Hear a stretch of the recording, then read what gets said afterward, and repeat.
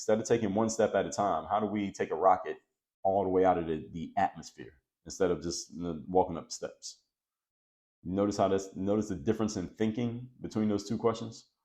See, the challenge with this kind of thinking is, first of all, most people are not accustomed to this mindset, and you'll be looking around and seeing others who are making this slow incremental progress while you're still trying to make one of your moonshots work. See, this is the thing. Here's the key right here.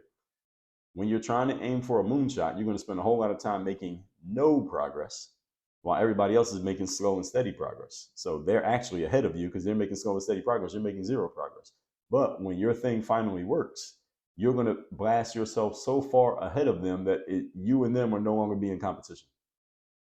Mark Cuban, who's the owner of last I checked, owner of the Dallas Mavericks, but I heard a story he was selling a piece of the team to where he wasn't be the majority guy anymore. But let's just call him owner of the Dallas Mavericks. You may have also seen him or heard of him on Shark Tank, the ABC show about entrepreneurship, which everybody should watch if you're an entrepreneur.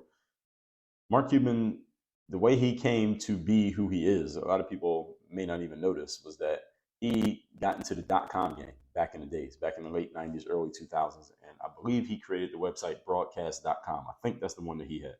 And he sold his company right before the .com bubble burst. So he made a boatload of money right before the .com bubble bursted, and a bunch of people basically lost their shirts and lost their companies. He got out at the right time.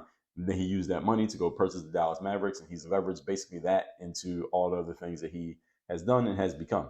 And one of the things Mark Cuban is fond of saying, I've heard him say it many times, is that you only need to be right one time. You only need to be right once when you're aiming for moonshots.